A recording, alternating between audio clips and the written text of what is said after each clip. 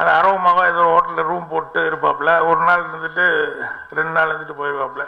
ரொம்ப டயர்ட் ஆகி போச்சு. இனிமேல் அடுத்து அந்த ஊருக்கு போகிறதுக்கு ரொம்ப தூரம் ஆகும் போலுக்கு. அதனால் நைட்டில் இந்த ஊரில் எங்கேயாவது தங்கி வீட்டுக்கு போய் கூப்பிட்டாரு. அவங்க வெளியே வந்தான். என்னென்ன வீட்டுக்காரர் கேட்டார். ஒன்றும் இல்லை, நைட்டு இங்கே தங்கணும், வயசு பொண்ணு தான் இருக்கா அப்படின்னா. அப்புறம் அடி வாங்கிட்டு கேட்கும்போது அவன் சைடில் எந்த தப்புமே இல்லை, அவன் நியாயமாக தான் சொன்னான் அப்படின்னாங்க. ஆனால் நியாயமாக இருந்தால் கூட சில நேரங்கள் அது அந்த ஊரில் அந்த சைடெல்லாம் எனக்கு ஃபேமஸ் போலுக்கு. நான் ஏதோ ஊர் எல்லையில் அங்கே இங்கேயும் நான் பார்த்துருக்கேன், அவ்வளோதான் ஒழிய எனக்கு பெருசாக தெரியாது. பத்திரிகையாளர்கள் சந்திப்பு அப்படிங்கிறதுனால எல்லாத்தையும் அவாய்ட் பண்ணிட்டாங்க. இருந்தாலும் எனக்கு தெரிஞ்சு பத்திரிகையாளர் சந்திப்புங்கிறது சினிமாவில் வந்து ரொம்ப நாளைக்கு அப்புறம் இப்படி. ஏன்னா பத்திரிகையாளர் சந்திப்புனா அப்படி சாதாரணமாக ஒருத்தருக்கு நேராக உட்காந்துக்கிட்டு அப்படி தான் சந்திச்சு பழக்கம். இது ஒரு மேடை போட்டு பார்த்தா வந்தோடனே எல்லாமே ட்ரெய்லர் காமிக்க போகிறாங்க, பாட்டு போட போகிறாங்கங்கிற மாதிரி அந்த மாதிரி ஒரு அமைப்பில் வந்து வச்சு ஒரு பத்திரிகை அந்த நிகழ்ச்சி அப்படிங்கிறது ரொம்ப வித்தியாசமாக இருந்தது. ஸோ பத்திரிகையாளர் விழாவில் வந்து படத்தை பற்றி எல்லாருமே ஒவ்வொருத்தரும் வந்து நான் படத்தில் இருக்கிறவங்கள பற்றி சொல்லணும். முதல்ல தயாரிப்பாளர் அவர் செந்தில், அவரை பற்றி சொல்லணும். செந்தில் வந்து ரொம்ப தைரியமாக சுறுசுறுப்பாக ஒரு புது முயற்சியில் இறங்கணும் அப்படின்னு சொல்லிட்டு இறங்கியிருக்காரு. அதில் ரொம்ப எனக்கு பிடிச்சது என்னன்னா, அவர் இதில் இறங்குறேன்னு சொன்னோடனே அவருக்கு ஃப்ரெண்டாக விஜய் அவர்கள் வந்து கை கொடுத்து நானும் வர்றேன் அப்படின்னு சொல்லி ஒரு நட்பில் அவரும் வந்து கலந்துக்கிட்டதுங்கிறது இருக்கு. அது ஒரு பெரிய சமாச்சாரம். ஏன்னா சினிமா அப்படின்னு சொல்லிட்டு வரும்போது எதுக்கும் ஒரு முன்னால் விட்டு பின்னால் பார்க்கலாமே, கொஞ்சம் தாக்கு பிடிக்கிறாரா இல்லையா அப்படின்னு சொல்லிட்டு அதுக்கப்புறம் நம்ம போய்க்கலாம் அப்படின்னு சொல்லிட்டு எல்லாருமே அப்படி நினைப்பாங்க. ஏன்னா சினிமாவில் நான் டைரக்ஷனுக்கு வரும்போது கூட சுந்தரராஜன் நானும் ஒன்றா தான் படிச்சுக்கிட்டு இருந்தோம். அப்புறம் 5ஆம் கிளாஸுக்கு அப்புறம் அவன் வேறு ஸ்கூலு, நான் வேறு ஸ்கூலுக்கு போயிட்டோம். சினிமாவுக்கு வர்றது அப்படின்னு சொல்லி முயற்சி பண்ணும்போது நான் முதல்ல எதாக இருந்தாலும் பரவாயில்ல நம்ம முயற்சி பண்ணி வந்துடுவோம் அப்படின்னு சொல்லிட்டு நான் முதல்ல புறப்பட்டேன். சாப்பாடு கிடைக்குதோ இல்லையோ, எங்கே தங்குறமோ இல்லையோ, என்ன ஆனாலும் பரவாயில்ல அப்படின்னு சொல்லிட்டு. ஆனால் சுந்தரராஜனுக்கு லேசாக ஒரு பயம். அவனுக்கு சாப்பாடு விஷயத்துல எல்லாம் கொஞ்சம் கரெக்டாக இருக்கணும் அவனுக்கு அந்த மாதிரி. அதனால் வந்து நான் வந்துட்டுனா இல்லையா அப்படின்னு சொல்லிட்டு மெல்ல ட்ரெயின் ஏறி வருவான். 92 சீல் இருக்கும்போது பார்ப்பான், என்ன வேலை கிடச்சிருச்சானே, இல்லை இன்னும் ட்ரை பண்ணிட்டுருக்கேன், சரி சரி அப்படின்னு சொல்லிட்டு புறப்பட்டு போயிடுவாப்புல. அப்புறம் மறுபடியும் வருவாப்புல. அப்புறம் அசிஸ்டண்ட் டைரக்டராக வேலை பார்த்துட்ருக்கேன் அப்படின்னு சொன்னோடனே அப்படியா சரின்னு சொல்லிட்டு அப்புறம் ஷூட்டிங் பற்றியெல்லாம் பேசுவாப்புல. வந்தால் நான் 92 சீல் இருப்பேன். அவன் பக்கத்தில் அது அரவமாக ஏதோ ஹோட்டலில் ரூம் போட்டு இருப்பாப்புல. ஒரு நாள் இருந்துட்டு 2 நாள் இருந்துட்டு போயிடுவாப்புல. இப்படியே ஒவ்வொரு தடவையும் வந்து நான் வந்துடுவேனா வந்துட மாட்டேனா, எனக்கு என்னுடைய சூழ்நிலை என்ன அப்படின்னு சொல்லிட்டு அவன் ஒவ்வொரு தடவையும் பயந்து பயந்து செக் பண்ணிட்டே இருந்தான். அப்புறம் நான் வந்துட்டேன் அப்படின்னு சொன்னதுக்கப்புறம் ஊரில் அவன் அங்கே இருக்கல யாருமே. ஏன்னா நீயே இருக்கிற பாரு பாக்யராஜ் எவ்வளோ தைரியமாக போய் வந்துட்டாப்புல, நீ இங்கே இருக்கு. இப்படியே பேசி பேசியே வேறு வழி இல்லாமல் மறுபடியும் திரும்பி அவரும் வந்து அதே மாதிரி பாண்டி பிச்சாரு தேனாப்பேட்டைக்கு வந்து அவரும் ட்ரை பண்ணி அதுக்கப்புறம் சுந்தரராஜனும் வந்துட்டாப்புல. அந்த மாதிரி முன்னால் விட்டு பின்னால் என்னென்னு பார்த்துக்கலாம் அப்படின்னு நினைப்பாங்க. அதெல்லாம் இல்லாமல் விஜய் அவர்கள் செந்தில் இறங்கும் போதே இல்லை இல்லைப்பா நண்பா நானும் கூடவே இருந்து என்னதான் நல்லதாக கெட்டதோ நானும் கூட இருக்கேன் அப்படின்னு சொல்லி ஒரு தைரியமாக கலந்துக்கிட்டது அப்படிங்கிறது வந்து பெரிய சமாச்சாரம். ஸோ அவங்களுடைய அந்த நட்பு, அந்த பரஸ்பரமாக ஒன்றுக்கு ஒன்று புரிதல்னு சொல்லுவாங்களே ஃப்ரெண்ட்ஷிப்பில், அது வந்து ரொம்ப எனக்கு சந்தோஷமாக இருந்தது. அடுத்தபடியாக இயக்குனர் ஜிப்சி ராஜ்குமார், அவர் இன்னும் வந்து படம் செய்து இதுலேருந்து வெளியே வரலன்னு நினைக்கிறவர். இன்னும் இதுலேயே அப்படியே மந்திரி சுட்ட மாதிரியே தெரிஞ்சுட்டு இருக்காரு. படம் ரிலீஸ் ஆனது வரைக்கும் அப்புறம் கூட அவர் ஒரு மாதிரியாக தான் இருப்பார். ஏன்னா நைட் அண்ட் டே அவருக்கு அதே தாட்லேயே இருந்துட்டு இருக்காரு படம் ஆரம்பிச்ச நாள்லேருந்து. நான் என்னென்னா படம் ஆரம்பிக்கும் போதே நான் இருந்தால் இன்னும் நல்லா இருந்திருக்குமே நான் ஃபீல் பண்ணேன். ஏன்னா ஆரம்பிச்சுட்டு அதுக்கப்புறம் வந்து நான் உள்ளே வந்தேன். ஸோ அங்கே வந்து அவர் எடுத்துக்கிற முயற்சிகள் அது இதெல்லாம் என்ன சொந்த ஊரில் ஷூட்டிங் பண்ணார்.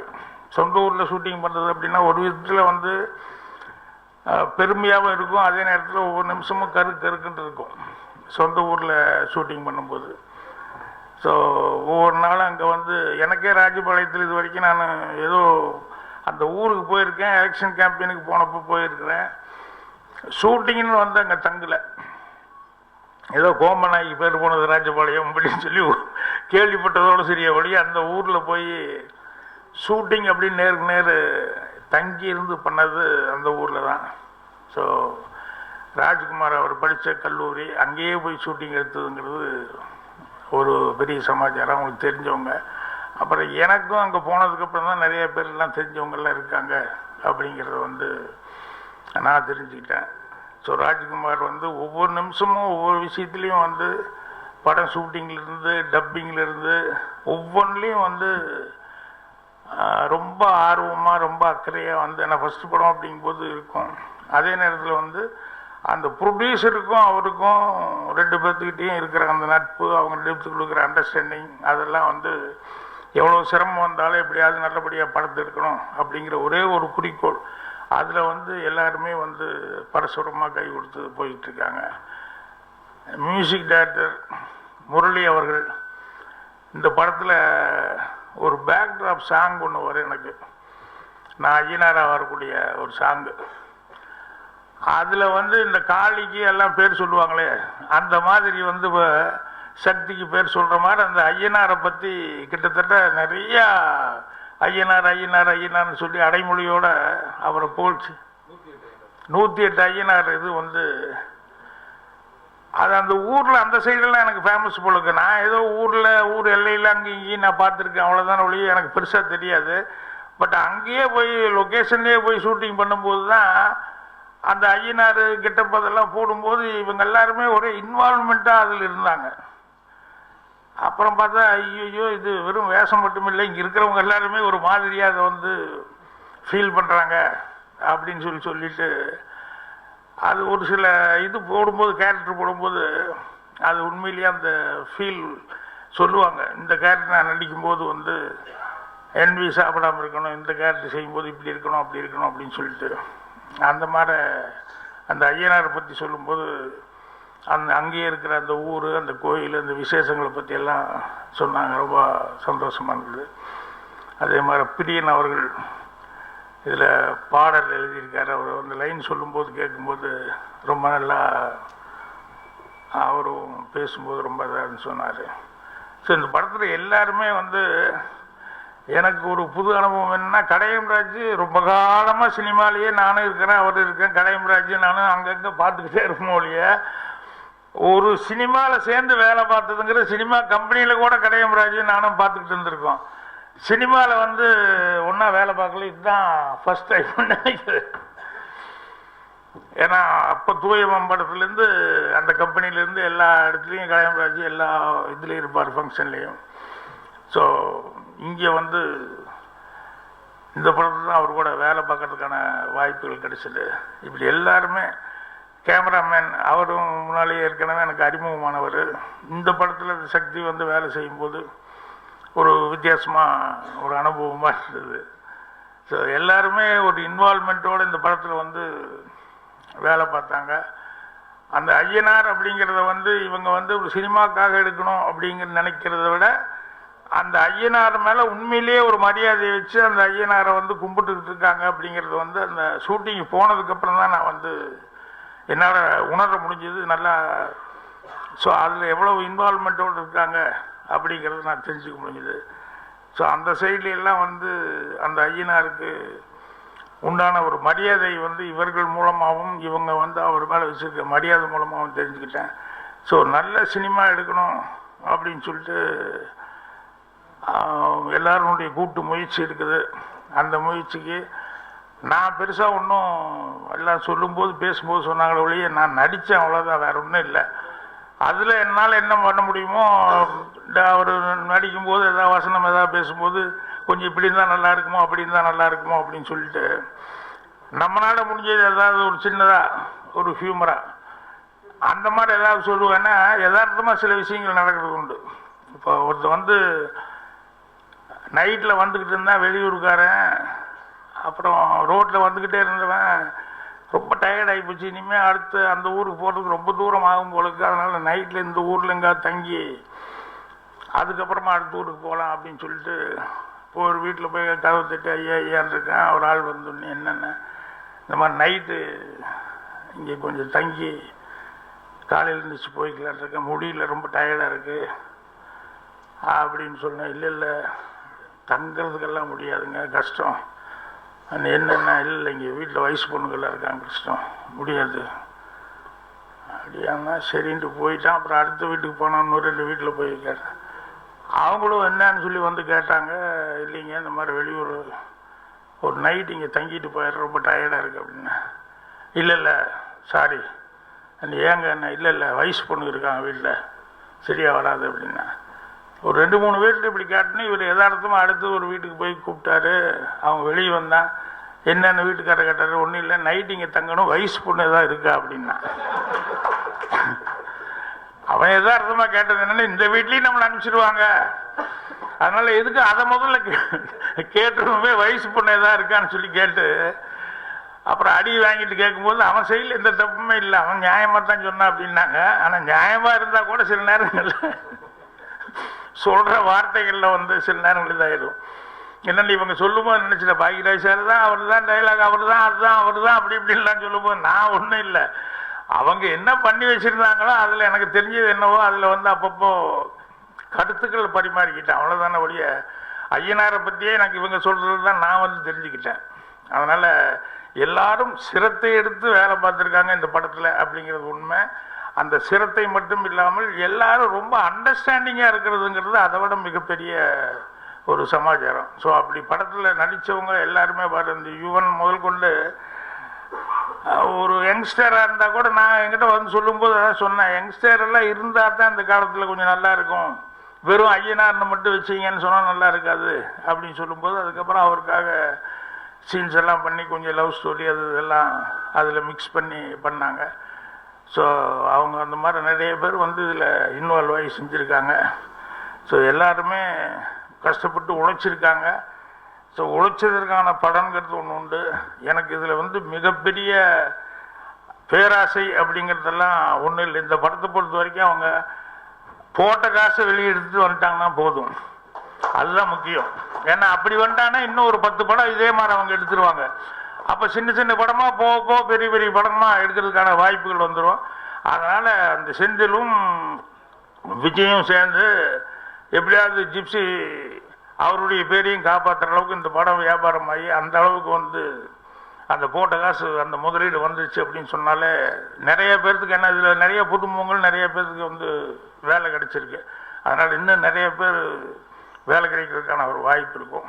அதனால் இந்த தயாரிப்பாளர், இந்த டைரக்டர் இவங்க நல்லபடியாக வளரணும், இந்த படம் வெற்றி விழா பெறணும் அப்படின்னு சொல்லி கேட்டுக்கிறேன். பத்திரிகையாளர் நண்பர்களுக்கு வேற ஒன்றும் புதுசாக சொல்லுங்க இல்லை, முரளி ஏதோ சொல்லிகிட்டு இருந்தார். நான் எப்பவும் சொல்கிறது ஒன்று தான், படம் பாருங்கள், படத்தில் உங்களுக்கு என்ன பிடிச்சிருக்கோ ப்ளஸ்ஸு மைனஸு உள்ளது உள்ளபடி நீங்கள் ஃபீல் பண்ணுற மாதிரி எழுதுங்க அப்படின்னு சொல்லி கேட்டுக்கிறேன். நன்றி, வணக்கம். நம்ம ராஜ்குமார் பேசும்போது சொன்னார், என்னுடைய ஆசான் குரு எல்லாம் சொல்லிட்டு இருந்தார் பாக்கியராஜ் சாரை. தமிழ்நாட்டில் நிறைய பேருக்கு அவர் தான் குருவாக இருக்கிறாரு, ஆசானாக இருக்கிறாரு. திரைக்கதையில் எல்லா இயக்குநர்களுக்கும் ஒரு கனவு இருக்கும். அந்த கனவு பாக்கியராஜ் சார் மாதிரி படம் பண்ணணும்னு நினச்சிட்டு இருப்பாங்க. அந்த பாக்கியராஜையே தன்னோட படத்தில் நடிக்க வச்ச அந்த தயாரிப்பாளருக்கும் இயக்குனருக்கும் உண்மையிலே பெரிய ஒரு வரப்பிரசாதம் தான் இது. அவங்களோட லைஃப்பில் ஒரு மைல்கல். பத்திரிகையாளர்களுக்கு இந்த மாதிரி சின்ன படங்களை என்கரேஜ் பண்ணி அவங்க பெரிய படமாக்குறது அவங்களோட வேலை. ஆர்டிஸ்ட்டு பார்க்க மாட்டாங்க நம்ம ஆளுங்க.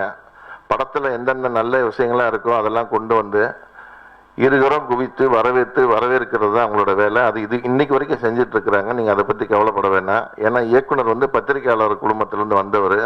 அதனால இன்னும் அதிகமான பப்ளிசிட்டி கிடைக்கும். அதனால தான் ஒரு தயாரிப்பாளரே உங்களை போட்டிருக்காருன்னு நினைக்கிறேன் இயக்குனராக. அதே மாதிரி ஒரு படம் நடந்து முடிஞ்சிருச்சுன்னா ப்ரெஸ் மீட்டோ ஆடியோ ஃபங்க்ஷனோ ரிலீஸ் வரைக்கும் பார்த்தீங்கன்னா ஏதாவது கசமஸ் ஆகிரும். இந்த பத்திரிகையாளர் சந்திப்பில் தயாரிப்பாளர் வந்து இயக்குனர் நடிகர்லாம் ஒன்றா இருக்கிறாங்கன்னா உண்மையிலேயே இது நல்ல ஒரு யூனிட் தான். ஸோ அதுவே உங்களுக்கு ஒரு பெரிய கிஃப்டாக கிடச்சிருக்கு. அப்போ நல்ல ஒத்துமையாக பண்ணியிருக்காங்கன்னா இந்த படமும் நல்லா சிறப்பாக வந்திருக்குன்னு நம்ம எடுத்துக்கலாம். அந்த ஆடியோ ஃபங்க்ஷன் அடுத்து நடக்கும். ஏன்னா யூகே முரளி வந்து சொன்னார், நான் வளர்ந்து வரும் கலைஞன்னு சொன்னார். அதுக்கு முன்னாடி பேசுகிறவங்கள்ட்ட நான் 30 வருஷமாக ஃபீல்டில் இருக்கேங்கிறாரு. அவர் பார்க்காத மேடையா? கின்னஸ் சாதனையாளர் அவர். தொடர்ந்து பாட்டு பாடி எவ்வளோ பெரிய சாதனையாளர் அவர். அவரை வந்து நீங்கள் இந்த யூனிட்டில் பயன்படுத்திருக்கீங்கன்னா உண்மையிலேயே வந்து இந்த யூனிட்டுக்கும் பெருமை, அவருக்கு ஒரு நல்ல பெருமை தான். ஒரு சின்ன ஒரு விண்ணப்பத்தை மட்டும் பத்திரிகையாளர்கிட்ட வச்சுக்கிறேன். நீங்கள் அதை வந்து கொஞ்சம் எந்த நியூஸாக இருந்தாலும் சம்மந்தப்பட்டவங்ககிட்டயோ இல்லை சம்மந்தப்பட்ட மேனேஜர்களோ பிஆர்ஓக்கிட்டயோ கேட்டுட்டு அது வாட்ஸ்அப்பில் போகிறதா இருந்தாலும் சரி, ஃபேஸ்புக்கில் போகிறதா இருந்தாலும் சரி, சேனலில் போகிறதா இருந்தாலும் சரி, பேப்பரில் போகிறதா இருந்தாலும் சரி, அதை ஃபாலோ பண்ணுங்கள். ஏன்னா கடந்த 4-5 நாளாக பார்த்தீங்கன்னா கவுண்டமணியை பற்றி தப்பாக நியூஸ் வந்துக்கிட்டே இருக்குது. அவர் நல்லா இருக்கிறாரு, ஆரோக்கியமாக இருக்கிறாரு, வாக்கிங் போகிறாரு, ஃபோனில் பேசுகிறாரு, எப்பவும் நக்கல் நையாண்டியோடு தான் பேசிகிட்டு இருப்பார். அது பத்திரிக்காரங்களுக்கு தெரியும். ஸோ ஒருத்தர் எத்தனை தடவை தான் அந்த மாதிரி நியூஸ் போட்டு மறுப்பு கொடுக்குன்னு தெரியல. அவரே வெக்ஸ் ஆகிட்டார். நீங்கள் கடந்த மாதம் பார்த்தீங்கன்னா கேரு விஜயை பற்றி அப்படி நிறையா வந்துச்சு. அப்புறம் அந்த அம்மா ஒரு அறிக்கை கொடுத்து ஆஃப் பண்ணாங்க. இந்த மாதிரி நியூஸ் பரப்புவதில் நம்ம ஆளுங்களுக்கு என்ன கிடைக்குதுன்னு தெரியல. ஸோ அதனால் வந்து ஏன்னா நம்ம ரியல் பத்திரிக்கையாளர்கள் யாருமே அதை நம்புறதில்லை, அந்த மாதிரி விஷயங்கள் போடுறதில்லை. அதனால் அந்த மாதிரி விஷயங்களுக்கு வந்து நீங்கள் வந்து ஒரு முக்கியத்துவம் கொடுக்காதீங்க. ஏன்னா அதுவே ஒரு வேலையாக வச்சுக்கிட்டு சில பேர் செஞ்சிட்ருக்குறாங்க. அதுவும் இங்கே விண்ணப்பமாக தான் வைக்கிறோம், வேண்டுகோளாக வைக்கிறேன். ஸோ இந்த ஐயனார் வீதி படம் மிகப்பெரிய வெற்றி அடையணும். இந்த படம் வந்து ஒரு தமிழ் சினிமாவில் ஒரு முக்கிய படமாக அமையணும்னு எல்லாம் வல்ல இறைவனை வேண்டிக்கிறேன். ஸோ தென்னிந்திய பத்திரிகை தொடர்பாளர் யூனியன் பொருளாளர் என்ற முறையிலையும் தமிழ் திரைப்பட தயாரிப்பாளர் சங்க செயற்குழு உறுப்பினர் என்ற முறையிலையும் வாழ்த்தி விடைபெறுகிறேன். நன்றி, வணக்கம். ரொம்ப சந்தோஷமாக இருக்குது. முதல்ல வந்து எங்கள் டைரக்டருக்கும் ப்ரொடியூசருக்கும் தான் ஃபஸ்ட்டு தேங்க்ஸ் சொல்லணும். பிகாஸ் என் கேரியரில் வந்து இந்த மாதிரி ஒரு நல்ல படத்தை வந்து அமைச்சு கொடுத்ததுக்கு ஃபஸ்ட்டு ரொம்ப தேங்க்ஸ் சார். அண்ட் கண்டிப்பாக இந்த படம் ரொம்ப நல்லா வந்திருக்கு. அண்ட் அதே மாதிரி இந்த படம் ஹிட் ஆகணுன்னா கண்டிப்பாக ப்ரெஸ் அண்ட் மீடியா அவங்க சப்போர்ட் இல்லாமல் முடியாது. ஸோ கண்டிப்பாக உங்களோட சப்போர்ட் தேவை. தேங்க்யூ. இதுக்கு விளக்கம்லாம் ஒன்றும் இல்லை. நம்ம எல்லோரும் அண்ணன்லாம் எனக்கு ரொம்ப முன்னாடி தெரிஞ்சவங்க. நான் வந்து அடிப்படையில் ஒரு பத்திரிகையாளர். விஜயமுரளி அண்ணன்லேருந்து எல்லாருக்கும் நல்லாவே தெரியும். ஜிப்சி தியேட்டர்ஸுங்கிற என்னுடைய ஒரு வீதி நாடக குழுவின் இன்னும் போய்கிட்டு இருக்குது. அந்த குழு அடிப்படையில் தான் ஜிப்சி ராஜ்குமார்னு வச்சுருந்தோம். நண்பர்களே, நான் இங்கே ஒரு சில முக்கியமான விஷயங்களை ஒரு 5 நிமிடம் உங்கள்கிட்ட பகிர்ந்துக்கிற ஆசைப்படுறேன். முதல்ல இந்த படத்தை இயக்குனராக நான் முதலில் இல்லை. கதை வந்து அருமைக்குரிய நண்பர் பாஸ்கர் அவர்கள் வந்து செந்தில்வேல் சார்ட்ட கொடுக்கும் பொழுது ஒரு சில காலம் அவர் ஃபாரின் இங்கே கிளம்புற மாதிரி ஒரு சூழல் வரும் பொழுது இந்த படத்தை இயக்கும் வாய்ப்பு எனக்கு செந்தில்வேல் அவர்கள் கொடுத்தார்கள். இந்த நேரத்தை நன்றியோடு நினைத்து பார்க்கின்றேன். நான் படத்தை இயக்க வேண்டும் என்று சொல்லி இருக்கும் பொழுதும், நான் முதல்ல அது படத்துக்காக உழைச்சிக்கிட்டு இருக்கும் பொழுதும் நான் வச்ச ஒரே அப்ளிகேஷன் 2 பேர் தான். அது ஒன்று பாக்யராஜ் சார் இருக்கணும், ஐயர் வேடத்துக்கு அவர் தான். ஐயனார் வேஷத்துக்கு பொன்னுவண்ணன் சார் வரணும். அவங்க 2 பேர் இருந்தால் இந்த படத்தில் முழுமையாக போயிடலானே அப்படி சொன்னேன். அப்போ பேசிகிட்டு இருக்கும் பொழுது தான் பாக்யராஜ் சார் தான் சொன்னாங்க, யூத் செட்டப் நிறையா இருக்கணும், நல்லா பச்சு பண்ணுங்க அப்படின்னாங்க. அப்போ தான் தம்பி இவனையும் நாங்கள் இணைச்சி பெருசாக கொண்டு வந்தோம். அது இன்னொரு முக்கியமான விஷயத்தை ப்ரொடியூசரோட சொல்ல வேண்டிய விஷயம்னா 2 ஹீரோ வச்சுருந்தேன் முதல்ல. அந்த ஹீரோவை தூக்கிட்டு இவனே ஒரு 2 ஹீரோவுக்குமான சப்ஜெக்டையும் சேர்த்து பண்ணணும்னு சொல்லி ஆசைப்பட்டு அவர் கொண்டு வந்தார். தம்பி நல்லா வந்திருக்கிறாரு, ரொம்ப நல்லா பண்ணி கொடுத்துருந்தாரு. அதையும் இந்த நேரத்தில் பதிவு செஞ்சுக்கிறேன். எல்லாத்தையும் மீறி அல்லல் பட்டு அடிமைப்பட்டு கொடுமைக்கு உட்பட்ட என் தமிழ் மக்களிடம் வாழ்ந்தால் 30 கோடி பேரும் வாழ்வோம், வீழ்ந்தால் 30 கோடி பேரும் வீழ்வோம் என்ற முறுக்கு மீசை பாரதியின் வரிகளைத்தான் நான் வாழ்க்கையின் வாழ்வு ஆதாரமாகவே எடுத்துக்கொண்டிருக்கின்றேன். நண்பர்களே, நான் ரசித்து பார்த்த சினிமாவில் புரட்சி தலைவர் படத்தவரை வேறு எது பெருசாக ரசித்து பார்க்கல. அப்புறம் ரசித்து பார்த்தீங்கன்னா விவரம் தெரியாத அப்போது தெரிஞ்சது அதான். ஆனால் அதுக்கப்புறம் நடிகத்தில் ஒரு படங்கள் பார்க்கும்பொழுது என்ன அறியாமல் அழுதுருக்கேன். நான் வாழ்க்கையில் 3 சந்தர்ப்பம் தான் என் நினைவு தெரிஞ்சு அழுதுருக்கிறேன். நான் விவரம் தெரியாத பொழுது என்னை வளர்த்த என் தந்தை இறங்கும் பொழுது நான் ஒருத்தர் அழுதேன். அதுக்கப்புறம் நான் மானசீகமாக நேசிக்கும் என் தலைவன் இறந்த பொழுது, புரட்சி தலைவர் இறந்த பொழுது ஒருத்தர் அழுதுருக்கிறேன். 1996 என்னை வளர்த்த தாய் இறந்த பொழுது நான் அழுதுருக்கிறேன். அதுக்கப்புறம் நான் அழலை. அதுக்கப்புறம் ஒரு தடவை அழுதேன் அப்படின்னா இந்த படத்தை ஐயனார் படத்தை நல்லோட முடிச்சு கொடுக்கணும்னு இந்த படத்துக்காக முழுமூச்சு நின்ன முழுமையாக எனக்காக கொண்டு வந்து கொடுத்தவன் என் அன்பு தம்பி மதுரை மணிகண்டன். அவர் மூலமாக தான் இந்த படம் எனக்கு கிடைச்சது. இந்த படத்தை கரை சேர்க்க முடியுமாங்கிற பெரிய கேள்வியும் சுமையும் மனசில் ஒன்று வந்துச்சு ஃபஸ்ட்டு. ஏன்னா அதுக்கு முன்னாடி நான் ஒர்க் பண்ணதில் லெனின் சார்ட்டை தான் இருந்து ஒர்க் பண்ணிக்கிட்டு இருந்தேன் ஃபஸ்ட்டு. அதுக்கப்புறம் சரவண சிபியா சாரோடைய வாய்ப்பு கொடுத்ததில் சிட்டிசன் படத்தில் அஜித் சாருக்கு அந்த நெல்லை ஸ்லாங் மட்டும் எழுதி கொடுத்தேன். இப்படியா படிப்படியே என்னோட கேரியர் போயிட்டு இருக்கும்போது திண்டுக்கல் சார் இந்த கருணாஸ் கூட இப்படி போய்கிட்டு இருக்கிறோம். அவர் அண்ணன் கூட விடும்போது கூட இந்த படத்தை சுமக்கிறதுக்கு யாரும் கேட்கும்போது பாக்கியராஜ் சாரை தான் நான் முழுமையாக நம்பினேன், கடைசி வரைக்கும் நம்பினேன். இந்த கதையை ஆழமாக யோசித்து அதுக்கான தளத்தை பிரிச்சுக்கிட்டு இருக்கும்போது ஒரு கட்டத்தில் ஃப்ளாஷ்பேக் பெருசாக வச்சுருந்து வேறு மாதிரியே மாறுது. நிறைய வச்சுருக்க படத்தை நீளமாக இருக்குது.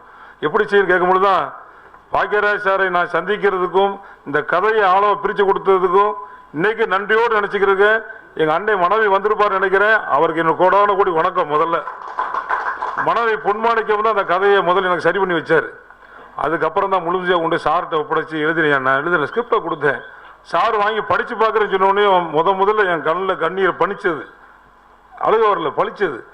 சாரை கும்பிட்டு இன்னைக்கு வரைக்கும் மனசார நினச்சிருக்கிறேன்னா பாக்கியராஜ் சாரோடைய விஷயம் நிறைய சொல்லியிருப்போம். பாக்கியராஜ் சார் சொல்லி அப்படிலாம் இல்லை. அவரை மாதிரி ஒரு குழந்தை மாதிரியான மனது கூடிய அவரை பார்க்கவே அரிது சினிமாக்குள்ள. நண்பர்களே, இன்றளவும் இன்னைக்கு சரி, நீங்க எத்தனை பெரிய ஆர்டிஸ்ட் வரும்போது சரி, நீங்க இந்த ராஜபாளையம் மட்டும் இல்லை, வேற எந்த ஊருக்கு போனாலும் பாக்கியராஜ் சார் உலகம் முழுக்க தெரியும். அது வேற விஷயம். தமிழ்நாட்டில் இன்னும் தாய் குலத்தை அசைக்க முடியாத சக்தி பாக்கியராஜ் சார் தான். எங்க ஊர்ல நிறைய ஷூட்டிங் போய்கிட்டு இருக்கிறேன். நான் சார் வந்திருக்க அன்னைக்கு என்னால் தாக்கவே முடியல. ஒருவேளை மனசுக்குள்ள நினைச்சு சாரை கூட்டு வந்து பெரிய இம்சையாக போச்சோ, நம்ம அவர் ஊர்லேயே வச்சிருக்கலாமோ, அவரை டிஸ்டர்ப் பண்ணிட்டோமோ, அவருக்கு சிரமம் வந்துருச்சோன்னு பயந்துடுறேன். சார் சொன்னாங்க, நீங்கள் வாட்டு உங்கள் வேலையை பாருங்க அப்படின்ட்டு எந்த விதமான சிரமமும் இல்லாமல் ரிஸ்க் எடுத்து பண்ணி கொடுத்தாருல. இந்த படத்தில் நான் எழுதின டைலாக்ல விட அதை சரி பண்ணி கொடுத்த டைலாக் பாக்கியராஜ் சார் தான். அதை நான் மறுக்கவே மாட்டேன். நிறைய பேசியிருக்கிறாரு. ஏன்னா ஒரு லெஜண்ட் சார். அவருடைய உழைப்பு நான் முடிச்சுட்டு முதல்ல வந்த அன்னைக்கு காலில் விழுந்து கும்பிட்டு அவர்கிட்ட சொன்னேன், சார் என் தலைவரை வச்சு பண்ண முடியல, புரட்சித்தில் கலைவாரிச்சு உங்களை வச்சு படம் பண்ண நினைச்சது பெரிய விஷயம் இருக்கு சார். கரிசை காட்டில் உங்கள் பாதம் பட்டுருச்சு, நாங்கள் நல்லா இருப்போம் சார் அப்படின்னு தான் சொன்னேன். முடிச்சு போகும்போதும் நீ நல்லா இருப்பேன்னு உங்கள் வார்த்தை தவிர எந்த வார்த்தை எப்பயும் சொன்னதே கிடையாது. எதுக்காக இப்படி இருக்கிறீங்க, வேணாம் நல்லா இருப்பேன், விடுங்க இப்படி தான் சொல்லிட்டே இருப்பார். இந்த படம் முழுமையாக தோளில் தூக்கி சுமந்து பொண்ணு சாரும் பாக்கியராஜ் சார் தான். ஒரு நட்பும் இருக்குது படத்தில், ஆழமான அன்பு இருக்குது. இன்னைக்கு இந்த உலகத்துக்கு தேவை இதுதான் நண்பர்களே. இந்த உலகத்தில் எல்லாமே செத்து போச்சு. இன்னும் கிராமங்கள் எங்கேயும் மூச்சு விட்டு வாழ்ந்துக்கிட்டு நினைக்கிறேன். பல வருடம் கழித்து ஒரு 15 ஆண்டுகளுக்கு முன்னால் என் நண்பன் ஒரு சந்திக்க வேண்டிய வாய்ப்பு வச்சது. தேனாம்பேட்டையில் பஸ்ஸுக்காக நான் நின்றுக்கிட்டு இருக்கேன். ஓடி வந்து கட்டி பிடிச்சி ஒரு சின்ன டீ கூட குடிக்கல. 70 வந்துச்சு நண்பா, நான் கிளம்புறேன், 25Gக்கு போகணும், ஓடுறேன். உடனே ஓட்டமாக ஓடிட்டான். நட்பு அவ்வளோ செத்து போச்சா? அப்போ நட்பு கிடையாதா? ஆழமான அன்பும் நட்பும் இருந்துகிட்டே இருக்கு. எங்க இருந்தாலும் தூரமோ காலமோ நட்பை பிரித்து விட முடியாத நண்பர்களே. அந்த நட்பு இருந்துகிட்டே இருக்கு. அது மனசுக்குள்ள இருக்கு, வெளியே காட்ட முடியல. அந்த உணர்வுகளை பதிவு செய்யும் படமாக இது வந்திருக்குது. இன்னைக்கு நட்புகளை எங்க வேணாலும் இந்த படத்தில் சொல்லுவாங்க. நிறைய கேட்டு சிங்கமொழி அண்ணன், முத்துக்கால் அண்ணன், இவங்க எல்லாரும் எனக்காக உழைச்சி கொடுத்த விஷயத்த என்னால் மறுக்க முடியல. அந்த உணர்வுகளை செஞ்ச அனைவருக்கும், முக்கியமா ஒன்று சாருக்கும் பாக்கியராஜ் சாருக்கும் என் வாழ்க்கையில் மறக்க முடியாத நினைவாக நின்றுக்கிட்டே இருப்பாங்க. அவங்கள சொல்லிக்கிட்டு சிங்கப்பள்ளி அண்ணன் அது மாதிரி தான். எத்தனை படம் பண்ணால் இனிமேல் செந்தில்வேல் அண்ணன் நிறைய படம் பண்ணுவார். அவர் நிறைய இயக்குனர் வரணும். யார் வந்தாலும் இன்னும் 2-3 படத்துக்கு பிரியன் தான் பாட்டு எழுதணும், யூகபோல் தான் மியூசிக் வாசிக்கணும், சக்திவேல் தான் கேமரா பண்ணணும். அவர்கிட்ட அன்பாக கேட்டுக்கிறேன். புடசன் அதே மாதிரி தான், செல்வண்ணே, அன்பு செல்வம், கடையம் ராஜ் அண்ணன், ரகு அண்ணன், இவங்க எல்லாரும் தான் அந்த படத்தோட தூண்கள். இந்த என்னுடைய வேலையை சுமையும் குறைச்சவங்க அவங்க தான். படம் பிரம்மாண்டமா பெருசா வந்திருக்கு, நிறைய செலவு பண்ணியிருக்காங்களா அப்படிலாம் கிடையாது. அவ்வளவு ஜனங்களையும் உள்ள புகுந்து ஒரு திருவிழாவே எடுக்கக்கூடிய வல்லமையோடு இருந்தார். 2 கேமரா போட்டு 3 கேமரா போட்டு நான் கொடுத்த எங்களால் முடியாத பிரச்சனைகளை சொல்லும் போது கேமராமேன் எல்லா மேலும் பாய்வோம். ஆனால் இன்னொன்று யாரும் தப்பா நினைச்சுக்கிற வேண்டாம். சாட்டை யாரெல்லாம் திட்டுவானவங்களும் உயர போயிருக்காங்க. அதில் நிறையா பேர் வேற வந்துடுவாங்க நினைக்கிறேன். நான் எல்லா பேரையும் அவர் கிட்டத்தட்ட வேற ஏதாவது தவறான வார்த்தையில் வந்ததில்ல. என்னங்கன்னு கேட்டாலே எல்லாம் நடிக்கிட்டேன், அவ்வளோதான். கார் வர்ற வரைக்கும் எல்லாரும் ஷூட்டிங் ஸ்பாட் கரகரப்புறம் ஓடிக்கிட்டு இருப்போம். பாக்கியராஜ் சார் கார் வந்தோடனே அந்த இடமே எம்டிஏ போய் என்னை மட்டும் அனாதை விட்டு ஓடிடுவாங்க. எங்கடா போனாங்க எவ்வளோ பேரும் அப்படி தேட வேண்டியிருக்கும். வந்து இறங்கக்குள்ள எங்கன்னு கேட்பாரு. முதல் நாள் ரெண்டாவது அவருக்கு ஞாபகம் சக்தி ஜாஸ்தி, எங்கள் மாதிரி ஆளுக்கு ஜீரண சக்தி ஜாஸ்தி. ஒன்றும் புரியாது. அன்னைக்கு சொன்னது இன்னைக்கு கேட்டுக்கிட்டே இருப்பார் சாரு. அந்த உணர்வுகளை எங்களை அன்பு காட்டி எங்கள் மேலே ஒரு தாயோட அன்பும் அரவணைப்பும் செய்தார் பாக்கியராஜ் சாரும் பொண்ணுண்ண சாரையும். என் வாழ்க்கையில் மறக்க மாட்டேன். எத்தனை படம் பண்ணாலும் இனிமேல் எத்தனை படங்கள் பண்ணாலும் நான் சார்கிட்ட கேட்டுட்டு, சார் நீங்கள் இதுக்கு வர முடியுமா கேட்டுட்டு வரமாட்டேன்னா தான் வேற யாரையும் நாடி போவேன். அவர் வருவாருன்னு நம்பிக்கையோட உங்கள் ஆசீர்வாதத்தோட நான் மீடியா நண்பர்கள்ட்ட போய் சேர்ந்து கேட்கும் போதெல்லாம் சொல்லியிருக்கிறேன். இந்த படம் வந்து எனக்கு பிடிச்ச பெரிய வாய்ப்பு. நான் 18 வருட போராட்டத்துக்கு அப்புறம் இந்த படத்தை பிடிச்சி உருவாக்கி வந்திருக்க நண்பர்களே. அது வரைக்கும் சினிமா விட்டு விலகி போவே இல்லை. 1996 வந்ததுலேருந்து சினிமாவில் தான் இருந்திருக்கிறேன். இதை விட்டு திரையை விட்டு விலகி போகல. 5 பத்திரிகையில் எழுதினேன். தீக்கதிர், வண்ணக்கதிர், ஜெமினி சினிமா மணிவண்ணனுக்கு தெரியும். அதுமாதிரி ஆனந்த் சின்ன ஜெமினி சினிமா நெல்லை அலையை சிறந்து போயிட்டார். அவங்க கூடயே சுதந்திர பத்திரிகையாளர் விழா வந்திருக்கிறேன். வீதி நாடகம் என்னுடைய தொண்டு, நடிக்கிறது என் தொழில் இருந்தது மாதிரி இப்போ இயக்கமும் நான் வாழ்ந்து வாழ்க்கையும் எல்லாமே அது சாய் சினிமா பிக்சர் செந்தில்வேல் சாருக்கும் எங்கள் அண்ணன் விஜயசங்கர் அவர்களுக்கு தான். மதுரைனா மீனாட்சின்னு எல்லாத்தையும் ஞாபகத்துக்கு வரணும். இனிமேல் எனக்கு உங்கள் 2 பேரும் ஞாபகத்துக்கு வரணுன்னு சொன்னேன் நான். அது வந்து சும்மா வார்த்தைக்காக கிடையாது, உண்மையாக அதுதான். அதே மாதிரி Murali sir, cameraman Sakthivel sir, அவங்க எல்லாருக்குமே நான் இந்த சந்தர்ப்பத்தில் நன்றியும் வணக்கம் தெரிவிச்சுக்கிறேன். நம்ம அண்ணன் விஜய் முரளி அண்ணன் வந்திருக்கிறாங்க.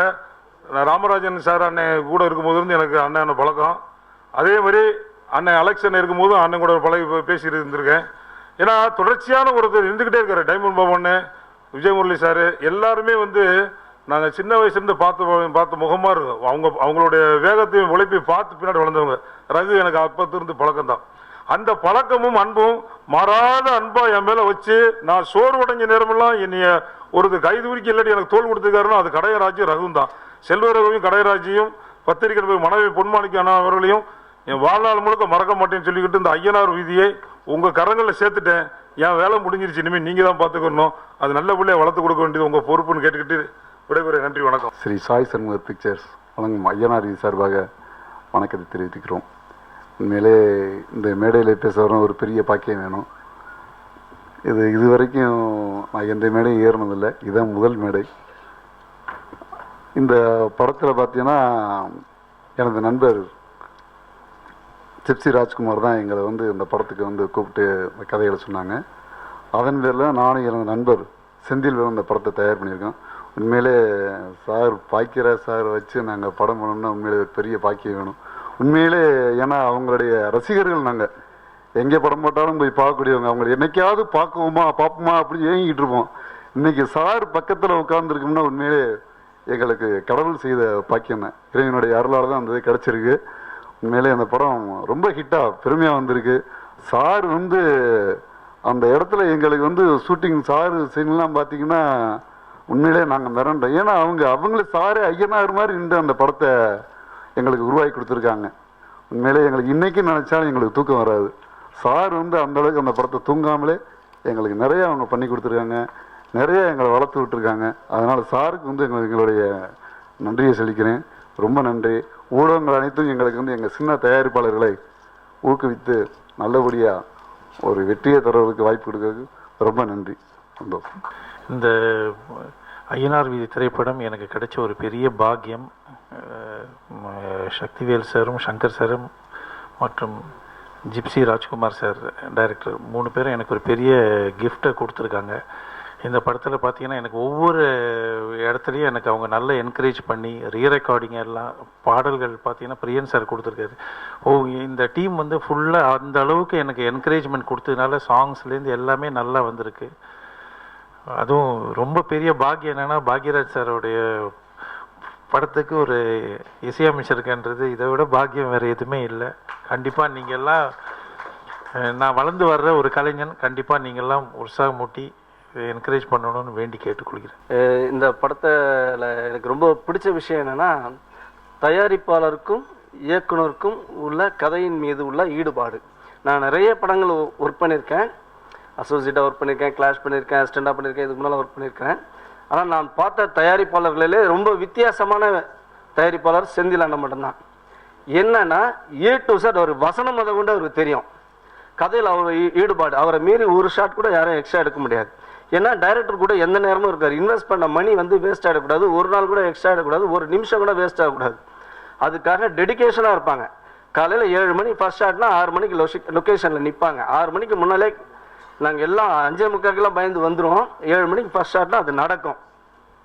இந்த மாதிரி தயாரிப்பாளர் வரணும். ஏன்னா இப்போ நிறைய தயாரிப்பாளர்களுக்கு வந்து டைரக்டர் என்ன எடுக்கிறாருன்னு யாருக்குமே தெரியாது. ஓகே 100 நாள் படம் 120 நாள் படம் போயிடுவாங்க. இது அப்படி இல்லை, கதைக்கு தேவையாக எடுங்க. உங்களுக்கு என்ன கூட எனக்கு ஆக்ஷன் சீக்வன்ஸ்க்கு ஒரு 5 கேமரா வேணும்னு, அப்போ எனக்கு நல்லா யோசிச்சு சொல்லுங்கள், ஒரு 2 நாள் டைம் எடுத்துக்கோங்க அப்படின்னாங்க. இல்லை சார் இப்போ மாஸ்டர் வந்து நல்லா பிளான் பண்ணியிருக்காங்க, ஆக்ஷன்லாம் நிறைய இருக்குது, ஃபைட்டர்ஸ்லாம் ரொம்ப ரிஸ்க் எடுத்து பண்ணுறாங்க, அதனால் இல்லை நீங்கள் எக்கனாமிக்காக பண்ணோம், ரிசல்ட்டும் வேணும், அதுக்கு என்னென்னு பிளான் பண்ணுங்கன்னாரு. சரி சார், இப்போ லேட்டஸ்ட்டாக இப்போ ஓஸ்மான் ஒரு கேமரா வந்திருக்கு, ஸ்டெடி கேமுக்கு பதில் ஆல்டர்னேட்டிவ் அதை எடுத்துக்கிறேன், அதனால் நீங்கள் இந்த விதத்தில் அது வந்து பல லட்சம் செலவாகும் நமக்கு 5 நாள் ஷூட்டுக்கு, அதனால் எனக்கு இந்த மாதிரி பண்ணி கொடுங்கன்னா ஓகே எடுத்துக்கோங்க, ப்ரொசீட் பண்ணுங்கன்னாங்க. அந்த மாதிரி நான் கேட்டதுக்கெல்லாம் வந்து ஒத்துழைச்சாங்க. அதுக்கு நான் தயாரிப்பாளருக்கு நன்றி சொல்லிக்கிறேன். அதே மாதிரி இயக்குனர் ஜிப்சி ராஜ்குமார் சார், இந்த வாய்ப்பு கொடுத்ததுக்கும் நன்றி.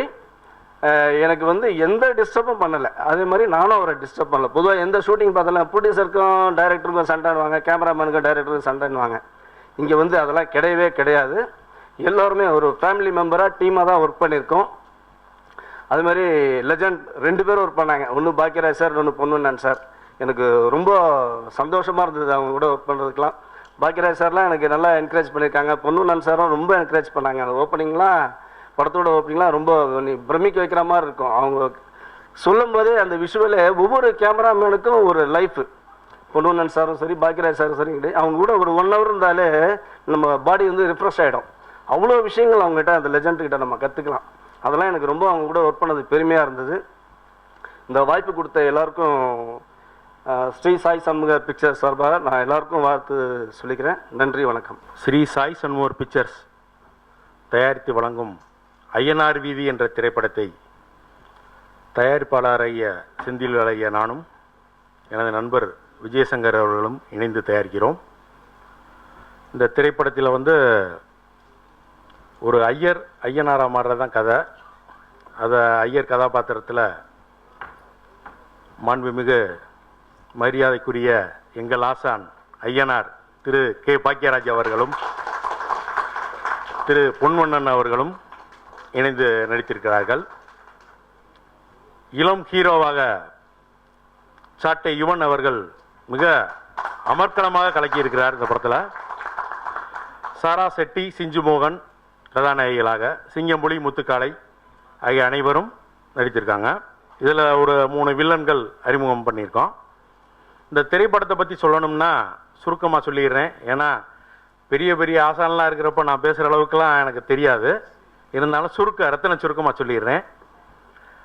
இங்கே வருகை வந்திருக்கவங்களுக்கு இந்த திரைப்படத்தை பத்திரிகையாளர் சந்திப்புக்கு வருகை வந்திருக்கிற மாண்புமிகு திரு கே பாக்கியராஜ் சார் அவர்களுக்கும்,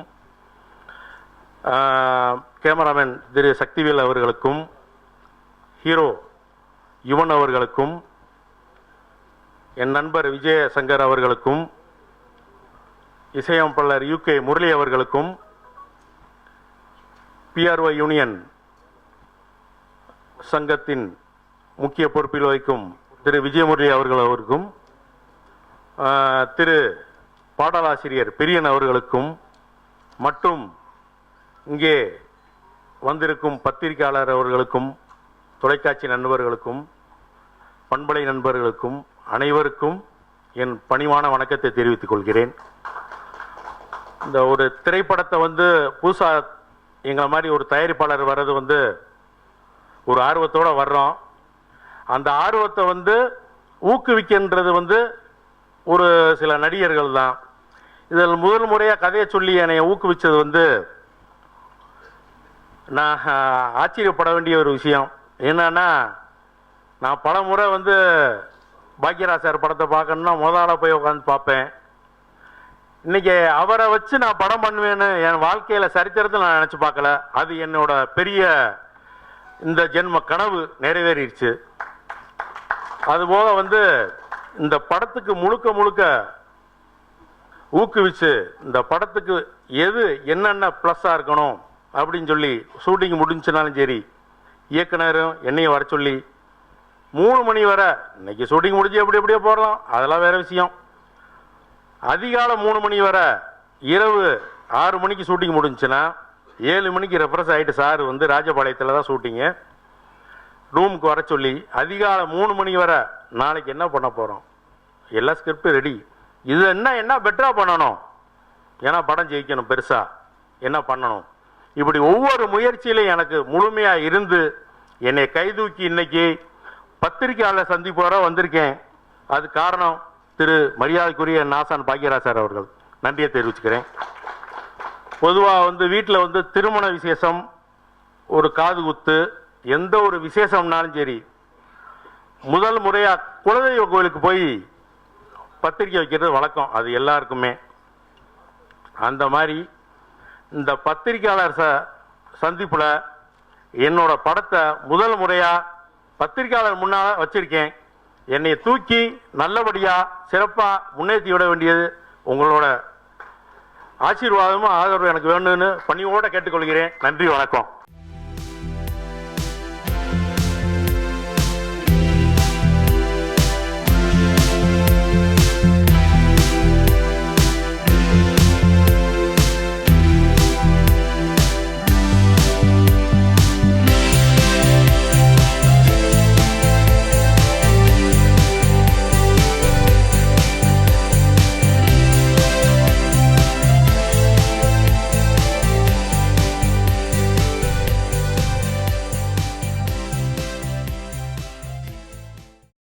இங்க வந்ததுக்கு அப்புறம் தெரிஞ்சது நம்மலாம் ஒண்ணுமே இல்லை, எல்லாம் அம்மா கிரியேஷன் சிவா சார் தான் அப்படின்ற மாதிரி. என்னன்னா இருக்காரு சார், கான்ட்ரவர்சி பண்றதுக்கு இல்ல, என் தம்பி தான் ஆகணும், வரணும், இன்னும் வளரணும். வெங்கட் பிரபுட் வந்து சொன்னார்ல, எனக்கு சாங்கலேன்னு அழுதான்னு, அந்த வெங்கட் பிரபுட் வந்து அதை சொல்லக்கூடாது. இல்ல சார், இந்த தயாரிப்பாளர் கமலன் கொடுத்தா நடவடிக்கை இல்லை. எனக்கு ஆக்சுவலி வந்து இங்கே ஜெய் தேவையில்லை எனக்கு. நான் ஒருவேளை ஜெய் வச்சு சோலோ படம் எடுத்தது தான் நான் கண்டிப்பாக ஏதாவது யோசிச்சிருக்கலாம்.